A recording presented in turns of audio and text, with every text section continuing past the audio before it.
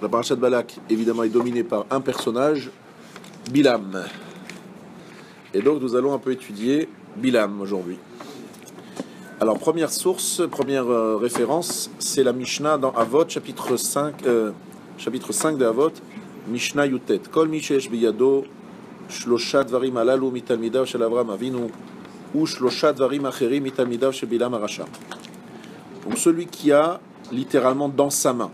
Très étonnant cette expression, mais traduit littéralement. Tout celui qui a dans sa main, shlosha dvarim alalu, ces trois choses-là. Mitalmidav shel Avram Avinu, il fait partie des élèves d'Avram Avinu. Ou shlosha dvarim acherim mitalmidav shel Bilam Arasha. Trois autres choses, il fait partie des élèves de Bilam, le Racha. Aïn tova, un bon œil. Ruach nemucha, un esprit bas. Nefesh shefala, une âme basse. Alors ça veut dire quoi ces expressions? Il faut traduire en bon français. Aïn tova, un bon œil, ça veut dire c'est quelqu'un qui est tout le contraire du jaloux. Il est content de voir que l'autre il est généreux. Enfin, c'est pas généreux obligatoirement, c'est quelqu'un qui en tout cas n'est pas gêné par la réussite de l'autre.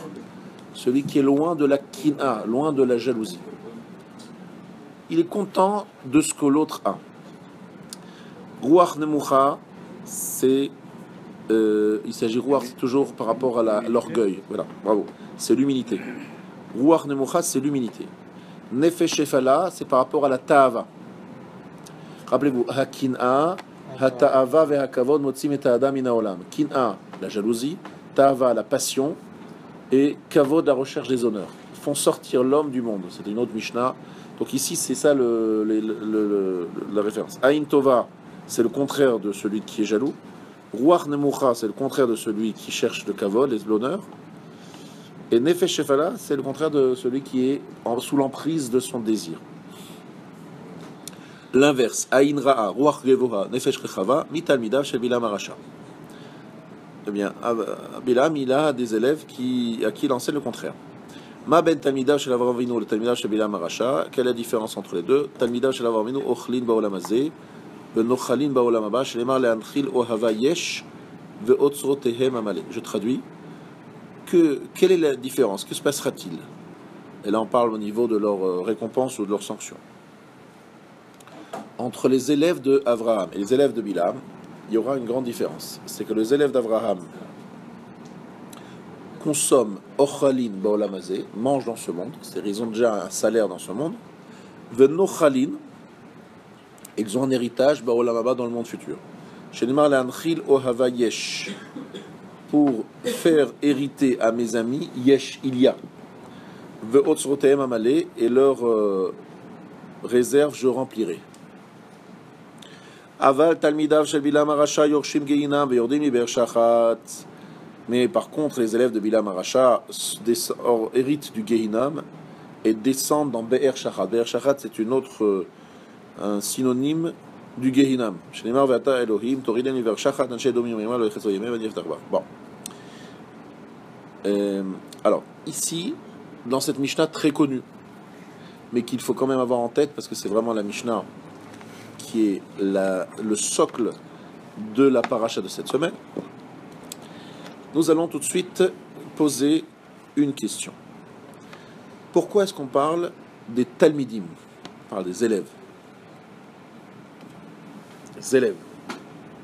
Talmidim d'Avraham et talmidim de Bilam. Moi j'aurais dit quelle est la différence entre Avraham Avinu et Bilam Arasha.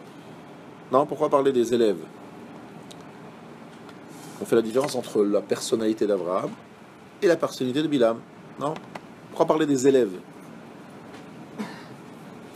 Ça, c'est une question. On se rappelle la question. On va pas répondre tout de suite. Bien. Deuxième source. Mishnah au début du 11e chapitre de Sanhedrin, qu'on appelle Perek Chelek. Kol Yisrael Eshlem Chelek L'Olam Haba Shlem Vamer Kulam Tzadikim L'Olam Yirshu Aretz.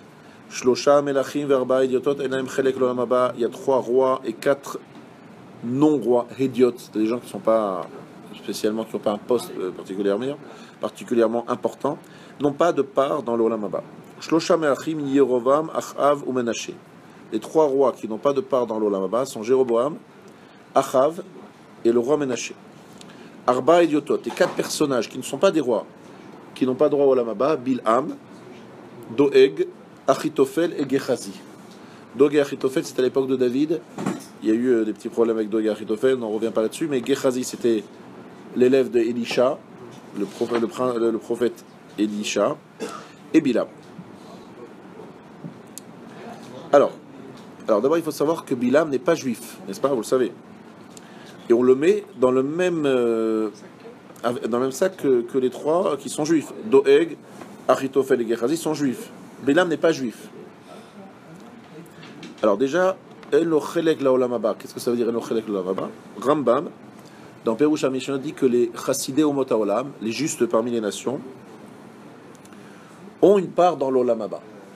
Les Chassidim Omot HaOlam, c'est-à-dire les personnages valeureux, de qualité, qui respectent les Sheva Mitzvot Ben Noach, les 7 Mitzvot Noachid, qui ne sont pas juifs, ont une part dans le Olam Haba. Voilà ce que dit Rambam dans Perush HaMishnayot, dans l'explication dans les Mishnayot. Donc, c'est pour cela que Bilham aurait pu prétendre au Olam Haba en tant que non-juif, éventuellement valeureux. Mais bon, comme ce n'est pas du tout son cas, il est tout sauf chassid, donc il n'aura pas droit au Olam Haba. D'accord? Ou bien, on aurait pu penser que c'est un peu spécial, Bilham, il a une statut particulier parce qu'il est prophète, parce Dieu lui a donné un rôle.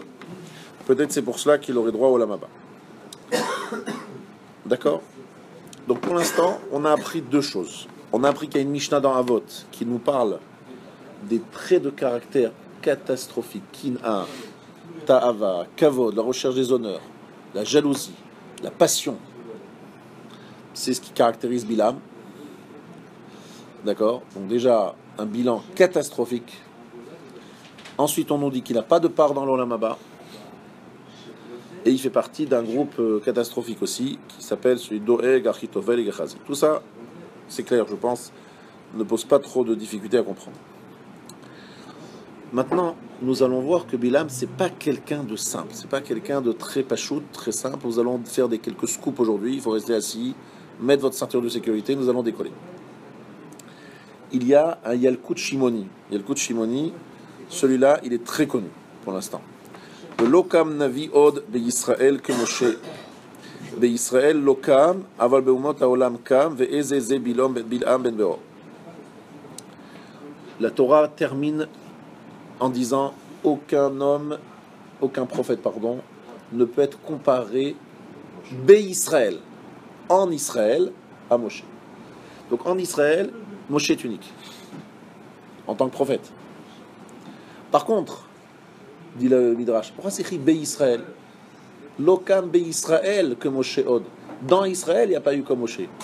Ça veut dire qu'ailleurs, je ne sais pas Israël, il y a comme Moshe. Il y a ailleurs qu'Israël comme Moshe. Qui c'est qui est ailleurs qu'Israël qui est comme Moshe? Bilham. Bilham ben Beor. Il est égal à Moshe. Vous entendez? On ne trouve pas dans notre peuple, dans Israël, un équivalent à Moshe, mais par contre, ailleurs, dans les Umot HaOlam, on trouve un équivalent. Bon, cette chose-là est très connue, mais quand même, il faut réaliser ce qu'on est en train de dire quand même. On est en train de dire quelque chose d'assez énorme. Ensuite, Gemara dans Zvachim, page 116. Shenitna Torah l'Israël, lorsque la Torah a été donnée à Israël, Ayakolo holech misof haolam ve'ad sofo. Sa voix allait d'un bout à l'autre du monde. V'chol malchei ovdei kochavim achaztan ra'ada be'echalehen. Tout le monde a eu très peur. Nous on pense que Matan Torah, ça s'est fait à un endroit très restreint, au Mont Sinaï. Faux, dit la Gemara dans Zvachim.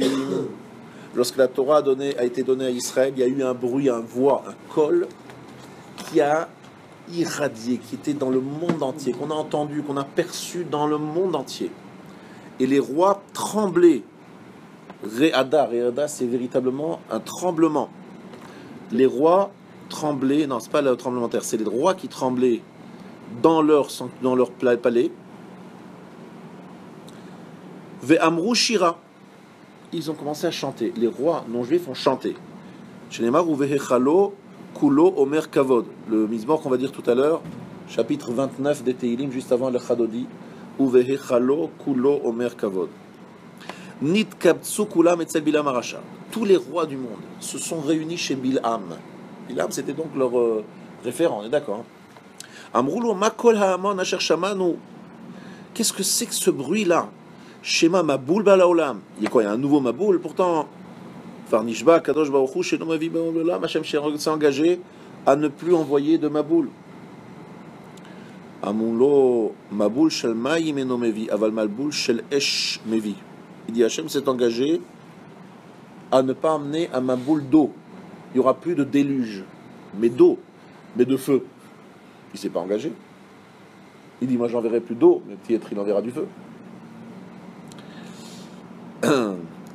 Donc, Makol Ha'amon Azeh Sheshamanu, Amar Lahem Chemda Tova Yeshlo Bebet Gnazav. Akadosh Baruch Hu a Chemda Tova, un objet désirable, un objet de qualité, dans ses trésors. She'aita Gnuza Etzlo Tatkad Ad Shadorot. Très exactement 974 générations. Kodem Shenivra Olam, avant que le monde ait été créé, Hachem avait dans son coffre-fort une Chemda Gnuza. Bikesh Litan Venav, il a voulu la donner à ses enfants. Shneimar Adonai Oz le Amo Yiten. Hachem donnera Oz à son peuple. Patrou Kulam Ve'amrou. Adonai Yevarech et Amo Vashalom.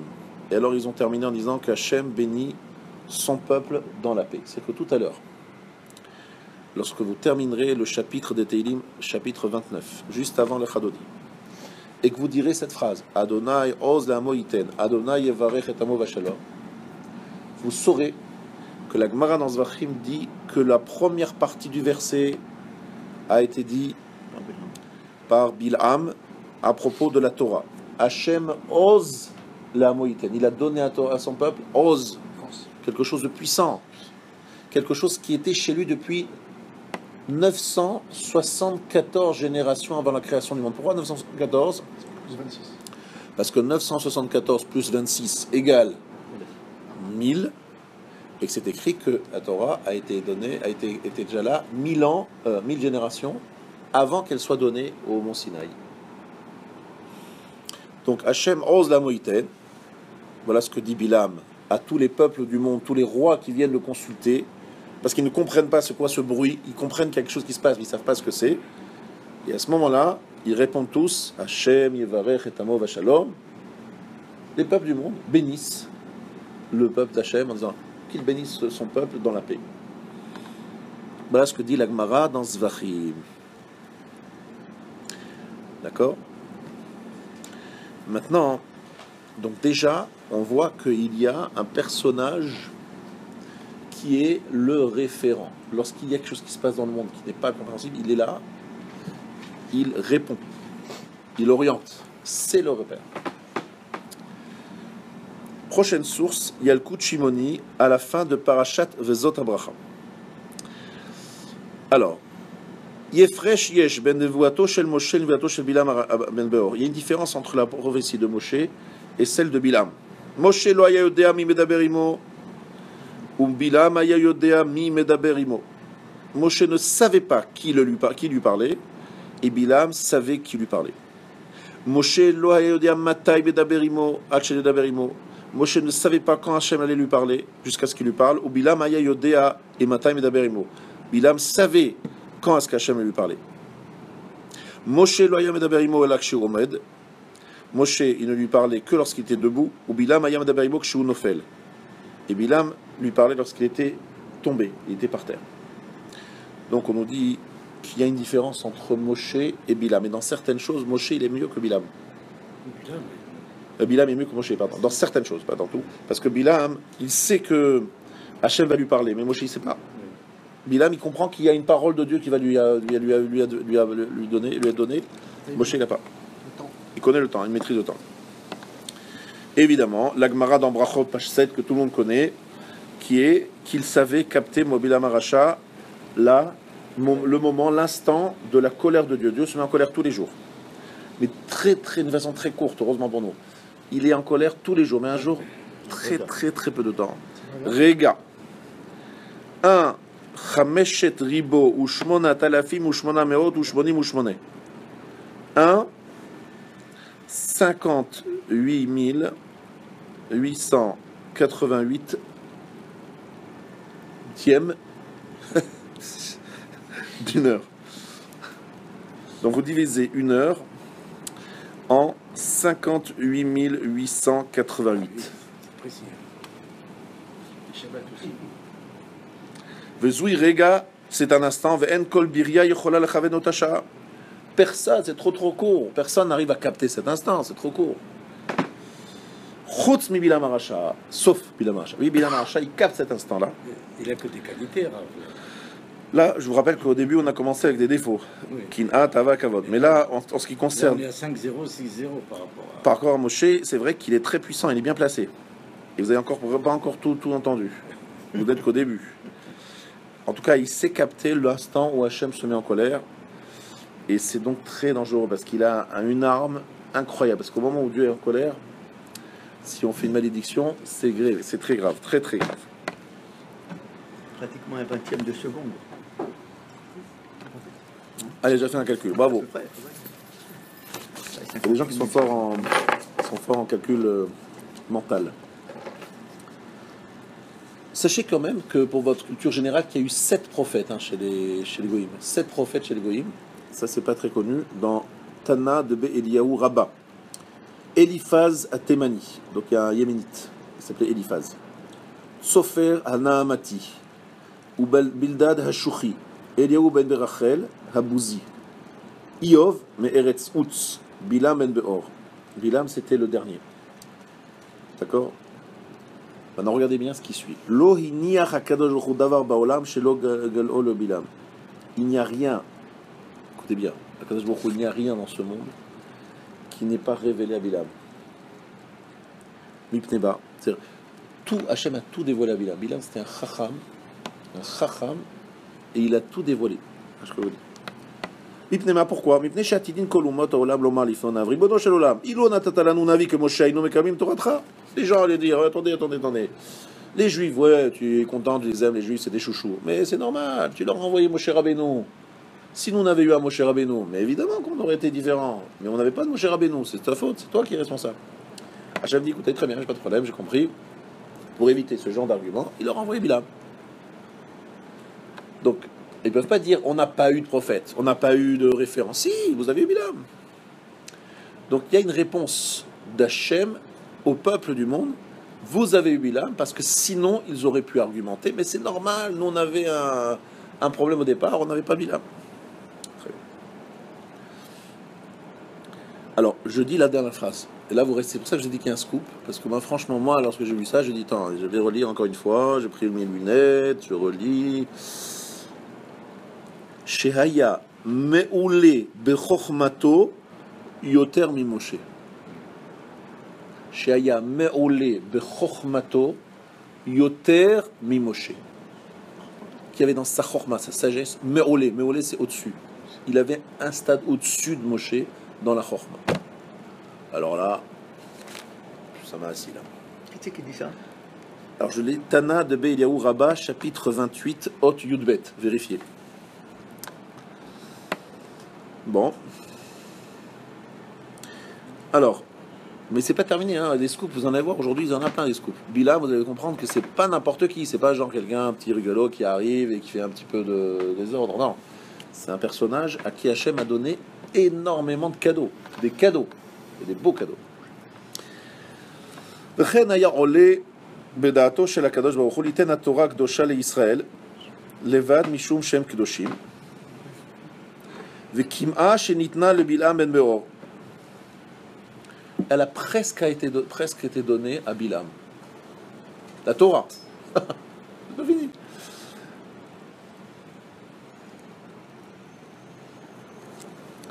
מיד עמל וקלקל בה את מעשיו וביקש להחריב את כל העולם כולו במעשיו הרעים. Comme Bilam, il avait cette Torah, cette connaissance, il a voulu l'utiliser pour détruire.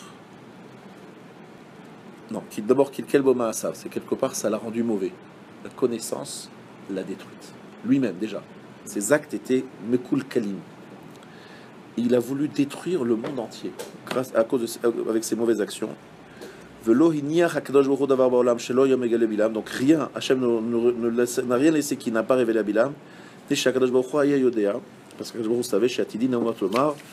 Donc il savait que les peuples allaient dire pourquoi tu ne nous as pas donné quelqu'un comme Moshe. Dans ce deuxième texte, il dit Shaya me'ule bechochmato kemo Moshe. Dans un deuxième texte, c'est écrit qu'il était dans sa chorma équivalent à Moshe. Dans l'autre texte, c'était plus que Moshe. Donc on a deux Tanat Be'Eliyahu qui sont un peu contradictoires, mais en même temps, même s'il est que Moshe, je dis bon, je trouve que c'est pas mal.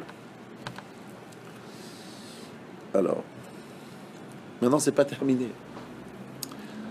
Un Teilim, pas chapitre 112. Teilim chapitre 112, qu'est-ce qu'il nous dit? Shinav yacharok venamas ta'avat reshaim toved. Ta'avat reshaim, l'aspiration, le désir des reshaim, tu vas perdre. Zebilam, shaya savour, Bilam pensait, chez Aliado yetzou Yisrael Mitzrayim. Il pensait que les Juifs sortiraient d'Égypte grâce à lui.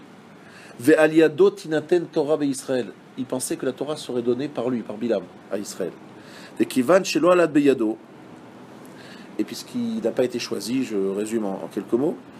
Miyad nitkane be Israël. Il a été jaloux. Charak shinav. C'est pour ça que c'est écrit dans le verset dans Teilim. Shinav yacharok. Il a les dents qui sont agacées. Vaya mitramed kalelam. Il désirait les maudire. Ad sheshalach elav balak. Je sais ce qu'il envoie Balak. Venitiatsu shneim b'machshava achat. Les deux, ils ont réfléchi. Et qu'il kel hakadosh baruch hu machshavtam velo alta biyadam. Hakadosh baruch hu, d'accord, n'aura pas permis de réaliser ce qu'il voulait. Ah là là là là. Quelque chose de tout nouveau en Rabotaï. Jamais j'avais entendu ça. En tout cas, personne ne me l'a jamais dit. Donc c'est un scoop aussi. Balak et Bilam, là, ce qu'ils font dans la paracha, c'est pas clair. Qu'est-ce qu'ils veulent? Pourquoi ils en veulent à Israël? Ils en veulent, on leur a rien fait, nous, on leur veut rien. Qu'est-ce que dit Midrash? Midrash Agadol dans Balak. Il dit non. Bilam, il est jaloux. Il dit mais pourquoi on ne m'a pas choisi pour être le Moshe Rabbeinu? C'est moi qui aurais dû donner la Torah. C'est moi qui les aurais dû les sortir d'Égypte. Pourquoi on a choisi Moshe, pas moi? Voilà ce que dit Bilam. Bilam est jaloux de Moshe. Il en veut à Israël parce qu'il dit quoi? Ils ont pris quelqu'un d'autre, ils m'ont pas pris à moi, ils sont jaloux d'Israël. Il veut se venger d'Israël, de Moshe, parce qu'ils ne l'ont pas choisi, parce qu'il pouvait, encore une fois, il avait des arguments pour prétendre à ce poste. Vous n'avez pas l'origine, vous n'avez pas l'origine. Alors, aucun problème. Bilam, il a aucun problème. Aucun problème. S'il faut qu'il se convertisse, il se convertira, mais en même temps, il se dit, bon, qui est vraiment, avant de sortir les Juifs d'Égypte, ils ne sont pas vraiment, qui est vraiment juif, ça devrait dire juif. Je suivrai le mouvement, je me convertirai, il n'y a pas de problème, je suis prêt à tout. Juste choisissez-moi pour être le maître d'Israël.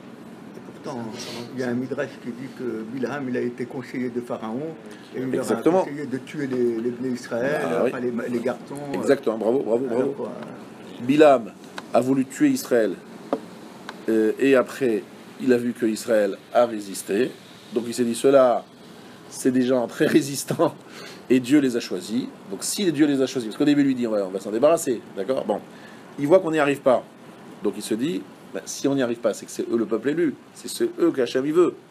Moi j'aimerais m'attaquer au fils d'Abraham, Yitzhak, Jacob, mais bon, j'y arrive pas, donc ça doit être moi leur chef, parce que Bilam il va être au top, il va être au premier poste. Donc il veut tous les postes les plus importants. Il dit voilà, moi les Juifs, soit on les détruit, soit je suis leur chef. On va dire les deux choses. Soit je suis leur chef. C'est-à-dire que toute la paracha s'explique parce que Bilam il est motivé hein, lorsque Balak va le chercher, et il cherche pas que de l'argent. Balak lui a proposé de l'argent, c'est vrai, il lui dit bon je te donne de l'argent, du kavod. Mais c'est pas ça la motivation première de Bilam. La motivation première de Bilam, c'est d'être à la place de Moshe. Mais comme il n'a pas été choisi, il en veut aux Juifs, il en veut à Moshe, et il veut détruire tout le monde. C'est quoi l'ascendance de Bilam? Pardon? L'ascendance de Bilam? Alors, Bilam ben Beor. Certains disent qu'il est soit Lavan, c'est-à-dire il est soit la réincarnation. Certains disent que c'est le même personnage qui a vécu longtemps. Donc vous connaissez l'origine de Bilam. Regardez maintenant les mots. Shinav yacharok venamas tavat reshaim toved. chapitre dans Téhilim 112-10 qui parle en fait de Bilam qui a les dents agacées, mais qui a un désir, un ta'ava, et Akadosh Baruch Hu bloque cette ta'ava. Prochaine source, une Gemara dans Baba Batra, page 14. Après une interrogation écrite sur toutes les sources que j'ai citées, c'est écrit Moshe Katav Sifro ou Parashat Bil'am. Moshe a écrit son livre et il a écrit la Parashat de Bil'am. C'est une Gemara dans Baba Batra, page 14. Attention, c'est les mots précis. Il a écrit son livre, Sifro, donc Sefer Torah, et Parashat Bil'am. C'est quoi Parashat Bil'am? Parashat Bil'am, c'est son livre, quoi. Ça fait partie de Dvarim, quoi. De Bamidbar. Dit le Khatam Sofer, dans les Shut Khatam Sofer, il dit comme ça. Toute la Torah, on a pu être les témoins oculaires. Toute la Torah, il peut y avoir comme ça quelqu'un qui voit. Mais Parashat Bil'am, impossible de savoir ce que se sont dit Bilam et Balak. Mais qui sait qu'ils se sont dit? Balak a parlé à Bilam, mais qui sait qu'est-ce qu'ils se sont dit? Qui sait qu'il y a eu une construction d'hôtels? Des hôtels, vous savez, Misbéach. Qui sait qu'il a voulu me dire qui sait? C'est quoi? C'est qui a dit ça? Non, je demande qui, entre Moshe Rabbeinu, il doit écrire le Sefer Torah. Qui lui dit ce qu'a dit Bilam à Balak, ce qu'ils ont fait exactement? Lui, il est avec les Juifs, et eux, ils sont en train de se cacher sur des montagnes, ça, ils sont en train de faire leur truc. Mais comment vous savez? Comment on peut le savoir? On ne peut pas le savoir. Bon, alors vous avez compris comment on le sait. C'est Akadosh Baruch Hu, c'est Hachem qui a révélé ça à Moshe, évidemment. Alors c'est pour cela que la Torah nous dit Moshe Katav Sifro ou Parashat Bilam, pour nous dire que bien que dans la Parashat de Bilam, aucun juif n'était présent, il n'y avait pas de témoin oculaire à part ces deux protagonistes, Moshe a écrit cette paracha Mipi HaKadosh Baruch Hu, de la bouche même d'Akadosh Baruch Hu, comme toute la Torah. Ça veut dire qu'en fait, on ne peut pas dire que Parashat Bilam, si quelqu'un a un doute sur Parashat Bilam, il est kofer B'Hashem Elokeinu. Ça veut dire qu'il faut comprendre. Il dit voilà, moi je crois toute la Torah, mais comprenez Bilam, c'est pas normal. Comment il peut savoir et qui lui a dit et comment ceci. Il nous dit qu'en fait, de la même façon que tu crois à toute la Torah, tu dois croire à Parashat Bilam que ça vient d'Akadosh Baruch Hu. Et d'ailleurs, de toutes les manières, c'est de deux choses l'une. C'est pas possible que ça vienne autrement d'Akadosh Baruch Hu, puisque d'où il sait. Qu'est-ce qu'ils se sont dit? Donc, le fait d'insister sur Parashat Bilam, c'est parce que Parashat Bilam a une caractéristique unique, celle de ne pas pouvoir être connu par le commun des mortels. Donc, n'être absolument qu'une révélation divine.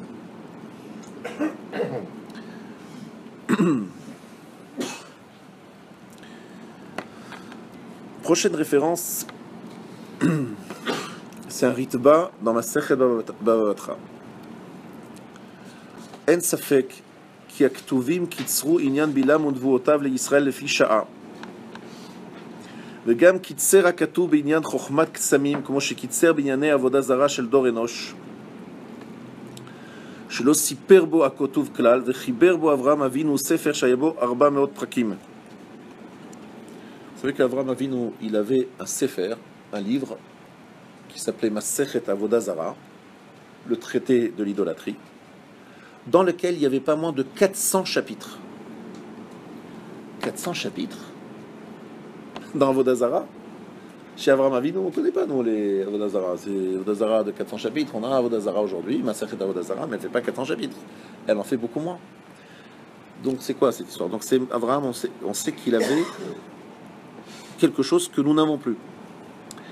Donc, il y a beaucoup de choses qui ont été raccourcies.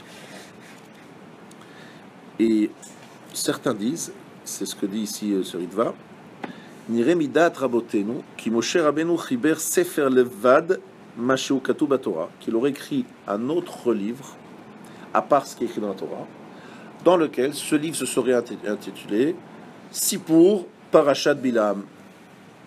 Voici l'histoire de Parashat Bilam. Parce que dans la Torah, c'est très raccourci, comme je viens de le dire. Donc Moshe avait écrit un autre livre sur Bilam, Parashat Bilam. C'est pour ça que dans Baba Batra, c'est écrit dans page 14, Moshe Katav Sifro ou Parashat Bilam. Effectivement, c'est deux livres différents. Il y a son livre à lui et Parashat Bilam qui est un autre livre. Il écrit deux livres. Vous avez compris, le Khatam Sofer, lui, il a compris, il a expliqué que non, on ne parle pas d'un autre livre, c'est la Parashat Bilam que nous avons. Voilà quoi. Certains disent non, c'est un autre livre qu'il a écrit. Mais il est où ce livre? Sefer Bifne Atzmo Vene Evad. Il était perdu. Il a été perdu. Mais sinon, si on avait vraiment voulu parler de la Parashat Bilam, elle aurait été beaucoup plus longue. Parce qu'il y a eu beaucoup de choses qui ont été dites, qui ont été...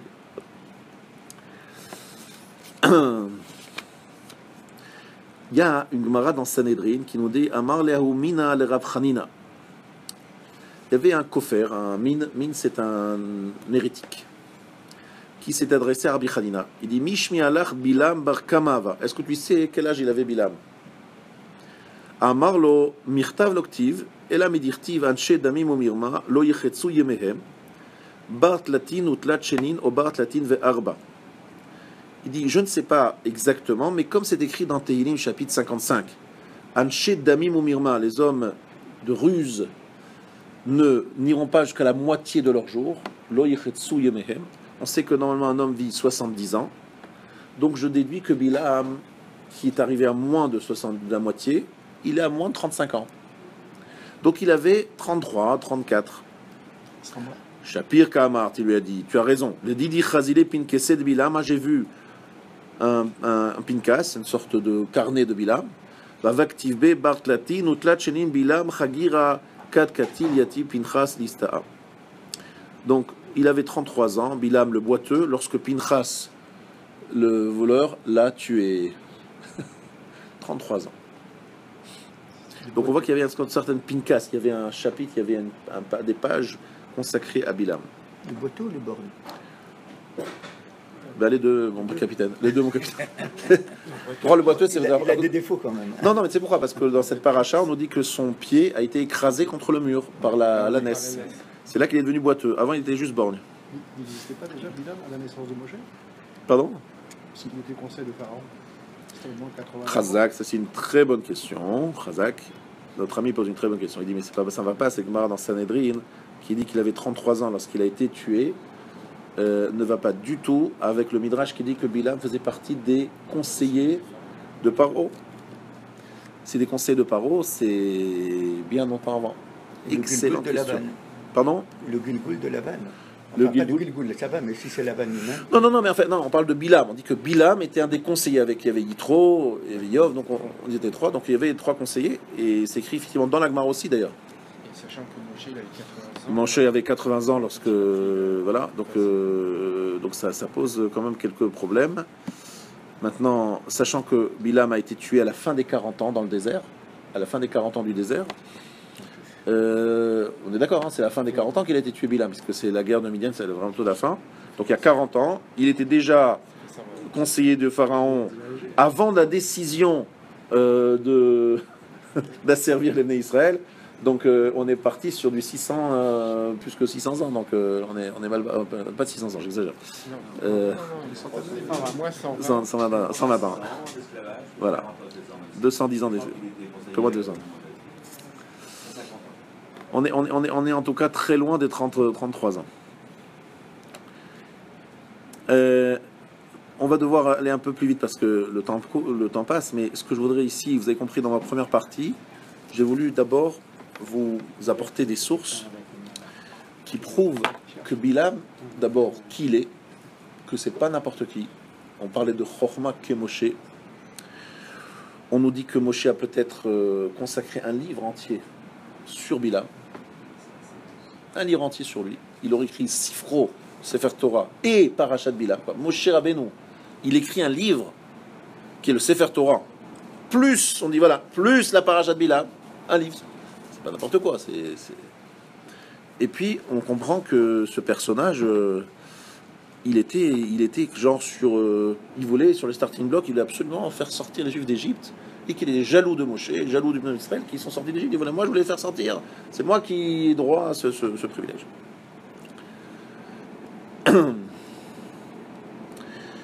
Maintenant, nous allons maintenant essayer de comprendre et d'approfondir un petit peu ce personnage quand même par lequel nous avons commencé le shiur, nous avons rappelé Kin'a, Ta'ava, Kavod. C'est Bilam. On a du mal à comprendre. Alors, autre élément qui peut-être va nous éclairer, Kshenit Nabe, toujours dans Tanat Béléo, Bilam ben Beor, Kolodan Tovot Venechamot al Israël, Bacha Bilvo Vomar, Tamut Nafshi Mot Yesharim, Uteyi Acharite Kamou, Melamed, Shenit Ava Bilam Harasha, le Mitato Shel Moshe Ve'aron, Vamar, Imet Ani al Mitati, Areni que Moshe Ve'aron, Vimlav, Eni que Moshe Ve'aron. J'aimerais que vous compreniez bien ce Pa'amar Chazal, parce que moi je ne l'avais jamais compris, grâce au Rav Rosenblum que je cite là maintenant. Je vais peut-être essayer de le comprendre avec vous. Bilam dit que j'ai le zrout de mourir comme Moshe Aaron, comme les Yesharim. Là ici il explique dans Tanat Béléo que c'est Moshe Aaron. Si je mors sur mon lit comme Moshe Aaron, évidemment il voulait mourir de la même façon que, c'est-à-dire Mitat Neshika. Mais il voulait mourir d'abord, il avait déjà un signe, si j'ai une mort violente, c'est que voilà, déjà, je ne suis pas Moshe Aaron.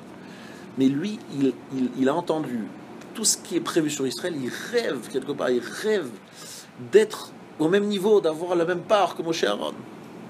Incroyable. Mais pourquoi? Mais il n'est pas conscient de il n'est pas conscient de ce qu'il est. Attends, mais c'est quoi cette folie? Il n'est pas conscient de ce qu'il est. Il y a une Gemara dans Sota Pashravbet, d'Afravarbet, Amar le Yanai Malka Lidvite. Al titiari mina prushin, velo mimi she'enan prushin, ela mina tzvoin, shedomim li prushin, shema'asehem kema'ase zimri, umevakshim sachar kepinchas. Yanai, le roi Yanai, met en garde sa femme. Et il dit, n'aie pas peur des pharisiens. En français, ils appellent les prushin, les pharisiens. Ni de ceux qui ne sont pas des pharisiens. Fais très attention aux tzvoin. Tzvoin, c'est quelqu'un qui a tseva. C'est quoi? C'est la couleur. Teinture. Les hypocrites. Ceux qui jouent un jeu. Les rusés.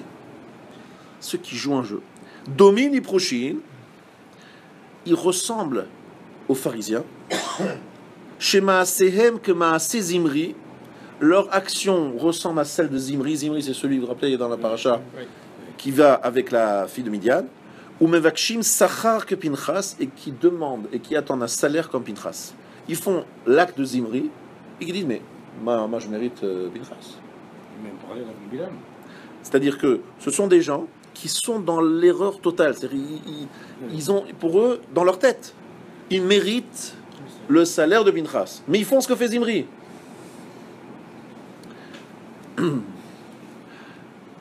Zimri, lorsqu'il fait ce qu'il fait, il faut bien comprendre, hein. Zimri, lorsqu'il fait ce qu'il fait, il pense faire une mitzvah. Parce qu'en fait, je ne sais pas s'il y a plusieurs explications, beaucoup de commentaires qui ont été dits sur Zimri. Un des commentateurs dit qu'en fait, Zimri, il voulait sauver le peuple juif. Sauver le peuple juif. Comment il voulait sauver le peuple juif? Il a dit, écoutez, on va faire la chose suivante. On va tous leur dire, venez, faites znout dans le camp, mais juste une chose, ne faites pas Avodazara. Znout d'accord, mais pas Avodazara. Parce qu'Avodazara, c'est encore plus grave. Faites znout, il s'est dit, je vais peut-être essayer de sauver un peu les juifs de la Avodazara. Donc je vais dire à Moshe, viens, on fait un znout organisé, on va dire encadré. Comme ça, au moins, ils ne vont pas aller dans la dérive d'idolâtre. On va sauver cette dérive-là. Ils vont rester dans la dérive vraiment de Znout. Donc, quelque part, Zimri, il avait une volonté de sauver le peuple juif. Il pensait qu'il faisait un Maaseh Mitzvah. Il y a plusieurs preuves là-dessus qui sont dites dans... Il pensait faire une mitzvah. Il s'est dit, voilà, c'est vrai que je fais une Avera, je fais Znout, Mais je fais znout en disant aux gens, regardez, moi je fais znout, je fais pas avodah zara. C'est pas nécessaire, c'est pas obligé de passer par là. Je fais znout sans avodah zara. Donc faites comme moi, znout sans avodah zara. Pour essayer de... Znout, c'est la relation interdite avec la femme non juive, la femme de Midian. Il dit, voilà, moi je fais avec elle, je me laisse aller à la débauche. Mais attention, mais il fait pas ça parce qu'il a envie d'aller avec elle. Il fait ça parce qu'il veut dire aux juifs, on peut y arriver sans faire l'idolâtrie. Ne mélangez pas l'idolâtrie avec. Donc là, il est dans un acte complètement complexe. Et ici, il faut vraiment qu'on comprenne ce qui se passe ici. Il y a par exemple chez Bilam quelque chose d'assez étonnant, c'est qu'en fait, il pense être proche, très proche de la dimension d'Abraham. Très proche de la dimension d'Abraham. Par exemple, il fait attention à ce que son animal ne mange pas dans les champs d'autrui. Il fait très attention au gazelle. Je vais vous donner encore une preuve. Vatet haaton minaderech vatelech. Il voit que son ânesse est en train de se détourner du chemin. Donc nous on pense que le problème ici c'est que le chemin on est là et que l'ânesse elle va sur le côté. Pourquoi est-ce qu'il frappe son ânesse? Quoi? Qu'est-ce qui se passe mon ânesse? Tu veux aller prendre et brouter dans le champ qui n'est pas à moi? Il frappe l'ânesse parce qu'il veut lui faire du moussard. Il dit quoi? Mon ânesse, elle va manger, brouter dans le champ d'autrui. Elle doit rester sur le chemin. Mais elle, pourquoi l'ânesse, elle va sur le côté? Lui, il pensait que c'est parce qu'à la fin, qu'elle veut se servir. Il dit, mais assour, Gezel. Le type est en train d'aller pour maudire tout un peuple, et il fait du moussard à son ânesse en disant, attention, il ne faut pas voler le champ d'autrui. C'est quoi ce truc-là? C'est une Midrash. Midrash Rabbah, Parasha Chaf. Atolechet arshav lechol besadeh shelo shelcha. Ani are que moi, Avraham, dit-il. Shaya olech ou behemotav zmumot. Moi, je suis comme Avraham. Avraham, il avait ces animaux qui étaient muselés. Moi, je suis comme eux. Lui, il est comme lui. Il ressemble. Bon. Ensuite, vous le savez tous, il a construit 7 hôtels chaque fois. Pourquoi 7 hôtels? 7 misbeach. Lama shiva misbechot. Keneged shiva misbechot shebanu shiva tzadikim. Adam, Hevel, Noach, Avraham, Yitzhak, Yaakov, Moshe. Chez Ayomer, alors écoutez bien. Lama kibalta et elu. Pourquoi est-ce que tu as pris Avraham? Pourquoi tu aimes Yitzhak, Avraham, Yitzhak, etc. Parce que Bishvil avoda she'avdu lefanecha kibaltam. Parce qu'ils t'ont servi. Ils t'ont servi. Ils t'ont fait les misbeach. Lo na'elecha shetehe ne'evan mishivim umot velo meuma achat. Tu préfères pas plutôt que 70 nations te servent plutôt qu'une seule? Tu veux quoi? Tu veux 70 nations, c'est beaucoup mieux. Bilam se présente lorsqu'il va maudire les Juifs comme un serviteur d'Hachem. Et il dit à Kadosh Baruch Hu, écoute, je te propose un deal. Moi, je suis prêt à prendre... Je suis déjà le référent de tous les peuples du monde. Je te propose un deal. On en finit avec ce peuple. On les détruit d'un instant à l'autre. Et à la place, moi, Bilam, je m'engage. Je serai le Messie, le Moshe des peuples du monde. Et tu vas y gagner à Kadosh Baruch Hu. Parce que là, tu as un peuple de quelques personnes. Moi, je t'amène le monde entier. Tous, je les mets à tes pieds. Et j'ai commencé avec Balak. Regardez, il a déjà fait 7 hôtels. Genre, il dit, moi, je suis l'équivalent d'Avraham, Yitzhak, Yaakov, etc.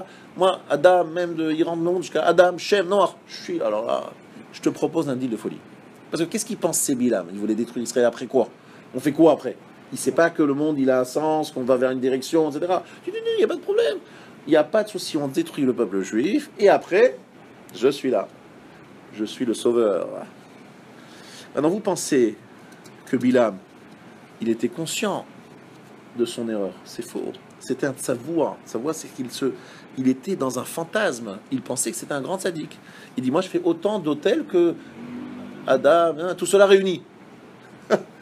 Je suis comme eux. Je suis mieux qu'eux. Je suis mieux. Il est rentré dans une logique. Alors nous, on sait que tout ça, c'était parce qu'il était jaloux et qu'il voulait prendre la place de Moshe. Mais lui, dans sa tête, Vayakom Bilam Aboker, Vayachavosh et Atono, Vayelech im Sareh Moav. Ici, c'est quelque chose de nifla, écoutez bien. Il se levait très tôt, Bilam, le matin, et il a commencé à harnacher son ânesse. Avraham Ishkim Baboker, Gamani Ashkim Baboker. Avraham, lorsqu'il se levait très tôt, quel jour il se levait très tôt, Avraham? Pour faire Akedat Yitzhak. Et qu'est-ce qu'il va faire Bilam? Il va refaire Akedat Yitzhak. Comment il va refaire Akedat Yitzhak? Il va égorger tout le peuple juif en un seul coup. Avec sa malédiction, il va refaire Akedat Yitzhak, mais il va aller jusqu'au bout. Il va vraiment détruire le peuple juif. Mais totalement. Il va faire un deal avec Akadosh Baruch Hu, comme j'ai dit tout à l'heure. Allons jusqu'au bout. Détruisons ses descendants de Yitzhak. D'accord? Pourquoi? Parce que moi, je propose un avenir, je propose un projet qui est beaucoup plus ambitieux que celui que tu as avec ton peuple. Donc je me lève tôt le matin pour rappeler le numéro d'Abraham. Moi, je veux être le nouveau Abraham. En fait, en deux mots, il veut être un nouveau Abraham. Qui c'est Abraham? C'est quoi? Comment vous le définissez, Abraham? Abraham, c'est la tête de film, c'est le début, le réchit, le début de l'histoire. Notre premier référent, on ne parle pas de Noach et de Adam. Abraham, c'est lui, avec Yitzhak, Yaakov, qui ont construit le peuple juif. Il dit, voilà, très bien. Moi, je suis le nouveau, le new Abraham. Abraham new. On va effacer tout ce qui est passé jusqu'à présent. Moi, je vais faire quelque chose de neuf. Maintenant, je voudrais que vous compreniez bien ce que je vous dis maintenant. C'est quelque chose d'un petit peu, un peu profond, on va dire comme ça. Le Rav Shapira nous a dit la chose sur là. Maintenant, je fais une petite composition personnelle. Lehanchil ohava yesh. Lehanchil ohava yesh. Vous savez que j'ai souvent parlé de yesh. Yesh, il y a. Il est promis aux élèves d'Abraham, Avinu, d'avoir yesh. Lehanchil ohava yesh. C'est quoi yesh? 310 mondes. Yesh, c'est valeur numérique 310. En cette semaine, je ne savais pas que Rav Shapira avait dit ça. Rav Shapira nous a dit qu'il y a en fait une composition dans le 310 de deux parties. Deux parties. Or, c'est la lumière. Quelle est la valeur numérique du mot or? Vite. Or, 1, 6, 200. 207. 207. Et deuxième partie, égale. Il reste 103. 207 plus 103 égale 310. Égale, c'est 103. Et Avak va y avec Ishimo. Avak, c'est 103. Lorsque le prince d'Esav s'attaque à Yaakov, va y avec Ishimo. Il y a Avak. C'est 103. Qu'est-ce que ça veut dire? Ça veut dire qu'en fait, le Rav nous a dit que dans le Yesh, Yesh, c'est quoi? C'est la capacité de faire en sorte que le Or puisse prendre, on va dire, dans ses bras, puisse maîtriser le Chocher. C'est prendre le Chocher, l'obscurité. L'obscurité, c'est Hegel. Et Avak, c'est la poussière. Vaillé avec Ishimo, c'est embrasser. En fait, c'est il y avait ce corps à corps entre le prince d'Esav et Yaakov. Vaillé avec Ishimo, c'était un corps à corps. Et il y avait de la poussière qui remontait. Alors, il y a plusieurs explications. Mais ici, le sujet que je suis en train de demander, qui est vraiment quelque chose de ce profond, c'est que Bilham, c'est un homme qui est complètement, je dis bien, il se raconte une histoire, il pense vivre un scénario, et en fait, il est totalement out. Il est ailleurs, il n'est pas dans ce scénario. Dans son Seigneur, dans sa tête, il est l'ami d'Hachem. Dans sa tête, que ma mort ressemble à celle de Moshe Aaron, parce qu'il prétend avoir le niveau de Moshe Aaron. Il a la chorma de Moshe, on l'a dit, il a la sagesse de Moshe. Il a la perception d'Hachem d'une façon, dans certains domaines, meilleure que celle de Moshe. Et donc lui, il prétend être celui qui va être... Il est Moshe. Et il pense être l'ami d'Hachem, apprécié par Hachem. Pourquoi il pense être apprécié par Hachem? Parce qu'il vient avec un projet. Et ce projet, c'est, voilà, moi, je suis Abraham. Bis. Je suis Abraham. D'ailleurs, la preuve, regardez, mon ânesse, elle va un peu sur le côté, et j'ai l'impression qu'elle veut brouter dans les champs d'autrui, tout de suite je frappe, parce que moi je suis Abraham, attention, il faut respecter, ne pas voler. Ah, je veux tuer tout un peuple. Vous n'avez pas compris, je ne veux pas tuer tout un peuple ici. Je veux que Dieu arrive à Kedat Yitzhak, qu'on arrive à Kedat Yitzhak jusqu'au bout, qu'on tranche la tête de Yitzhak, qu'on tranche la tête du descendant d'Abraham. Parce que ici, là, moi Bilam, je suis le nouveau Abraham. Je vais construire un nouveau système. Et vous savez quel est ce système? L'universalisme. Je vais m'adresser au monde entier. Ça suffit d'avoir un peuple élu, de se dire on va prendre certains, les fils d'Abraham, machin. Moi, je ne suis pas le père de qui que ce soit. Je suis le référent, le prophète qui est écouté par toutes les nations. La preuve, lorsqu'il y a eu Matan Torah, tout le monde est venu me voir en disant mais qu'est-ce qui se passe et pourquoi et comment? Et vous savez ce que je leur ai dit?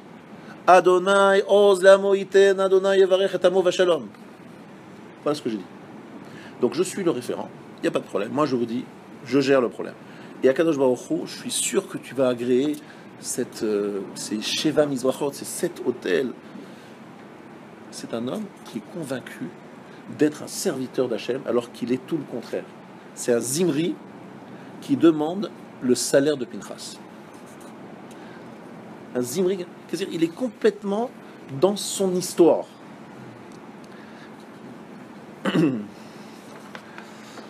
Alors, il y a d'autres situations, d'autres cas où on retrouve, je ne pense pas que j'aurai le temps maintenant d'en parler, d'autres... Alors, il faut savoir la chose suivante.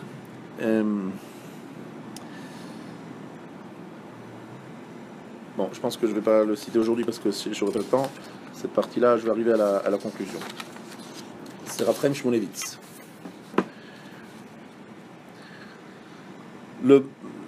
Cette chita-là, cette approche-là de Or v'chosher mishtamshim be'irvuvia. Il y a un mélange qui se fait. Il y a une obscurité et une lumière qui se mélangent.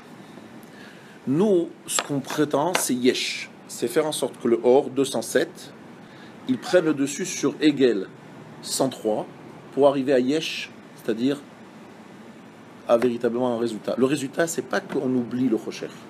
Le résultat, c'est que Or ve Chosher sont Or, la lumière, prenne le dessus sur le Chosher, sur le veau, sur le Egel. Mais il faut savoir qu'en fait, dans notre histoire, beaucoup de personnages ont eu cette problématique que nous, de l'extérieur, on juge d'une façon négative d'a priori, sans la moindre restriction. Mais eux, ils étaient tellement pris par leur histoire, tellement perturbés, que le Chosher a capturé le Or. Alors c'est l'inverse. Et finalement, pour eux, non seulement elle a capturé, mais le Or les aide dans le Chosher. Je vous dis que ça va écouter bien ce que je veux dire. Nous, on est censé prendre notre Yetzirah, nos forces du mal, les maîtriser, les gérer, pour justement servir Hachem avec nos forces du mal. Mais il y a des gens chez qui c'est l'inverse. C'est les forces du mal qui ont maîtrisé le Or qui est en eux, la lumière qui est en eux, et qui utilisent la lumière au service du Chosher. Donc un Bilam, il est là en train de dire, mais messieurs, je suis le grand tzaddik de la génération, je suis meilleur que Moshe, je fais... Mais finalement, qu'est-ce qu'il fait? Il est en train de servir ses passions. Il est en train d'être tava, kavod, c'est la seule chose qu'il parle, mais il n'en est pas conscient. Pourtant, il parle à Hachem, il n'est pas conscient de cela. Parce qu'il est de sa voix. Izaru mitzatzvoin.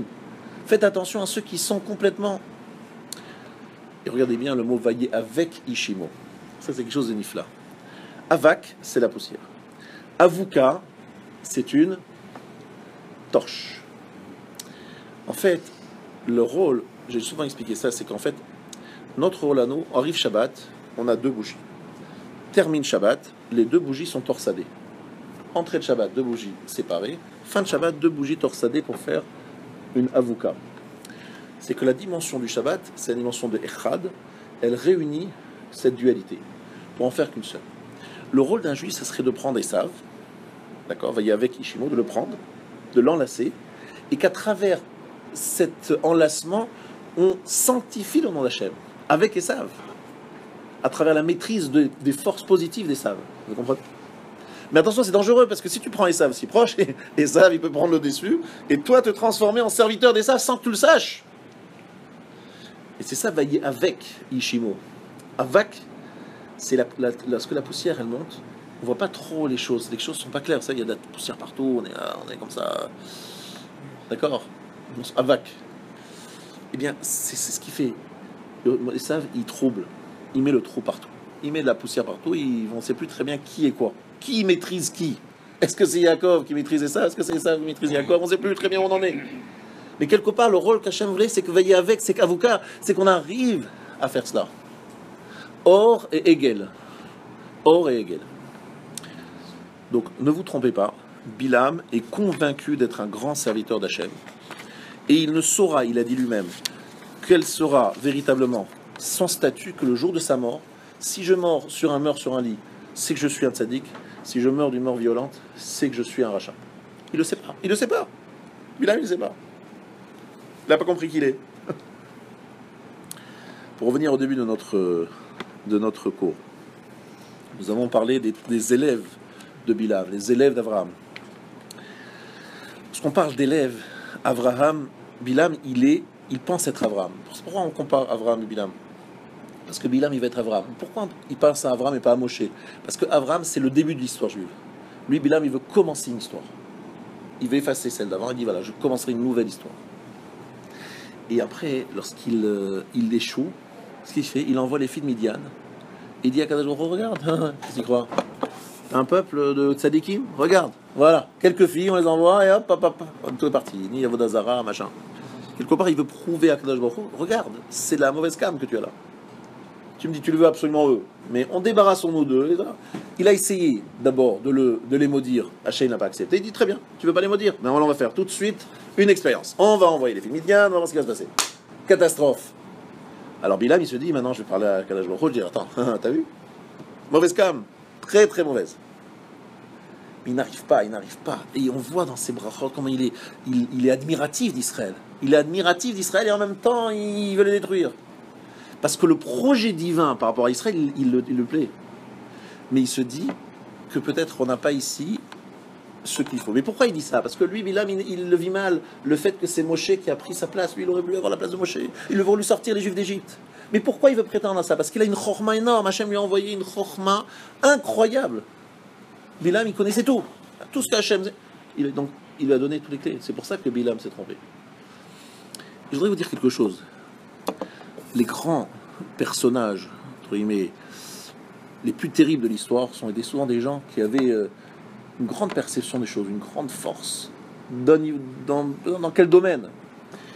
Et c'est des gens souvent qui étaient les plus dangereux, c'était les gens qui étaient convaincus de vouloir faire avancer l'humanité. Même un Hitler, il marche au mauvais endroit avec sa folie, était certain que ce qu'il faisait, c'était le bien de l'humanité. Convaincu de faire le bien pour l'humanité. Sachez que vouloir faire le bien pour les autres, c'est quelque chose qui est en nous. C'est qu'on a tous besoin de donner, de faire du sentir qu'on apporte. Lorsque quelqu'un le fait avec ses enfants, c'est très bien. S'il n'a pas d'enfant, il va acheter un chien. Mais pourquoi il va acheter un chien? Pour pouvoir donner au chien. Mais le chien ne l'achète pas, ne lui donne pas. Non, j'ai besoin de donner. Je fais ça parce que le chien est là. Je le fais parce que j'ai besoin de donner. Donc quelque part, Bilam, il veut donner. Vous voyez ce que je veux dire? Il est là un peu... Il est gêné parce qu'il n'a pas à qui donner. Il n'a pas à qui transmettre. Donc il voudrait être un Abraham, c'est-à-dire être un donneur. C'est ça qu'il est jaloux d'Abraham. Il a un projet dans lequel il dit, je veux m'investir, je veux donner. Alors Moshe m'a pris ma place. Bon, faisons ce peuple, comme ça je prends sa place. Vous voyez ce que je veux dire? Il faut comprendre. C'est un besoin qu'il a Bilam et qu'il ne trouve pas, entre guillemets, d'expression.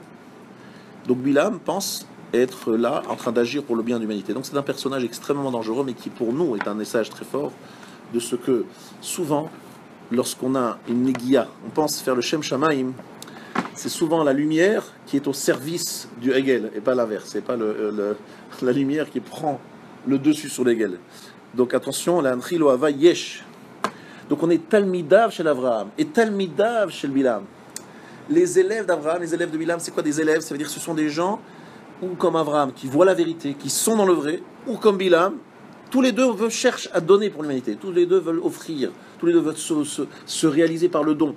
Mais Avraham est dans un vrai don, alors que Bilam, c'est un don, en vérité, tordu. C'est un don dans lequel il veut donner, mais en fait, il ne veut pas donner. Il est jaloux, il veut prendre. Il y a des gens qui pensent qu'ils veulent donner, mais en fait, ils ne veulent pas donner, ils veulent prendre.